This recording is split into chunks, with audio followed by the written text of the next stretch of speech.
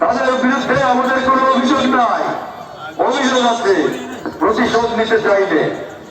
আমরা সবকিছু আল্লাহর উপরে ছেড়ে দিয়েছিলাম, আল্লাহ তার বিচার করবেন, আল্লাহ তার বিচার করেছেন। আমরা সেখানে হাত দিতে চাইলে, এমনকি আমি এও বলেছি যারা আমাদের বিরোধিতা করে তাদেরকে আল্লাহ শাস্তি দিই।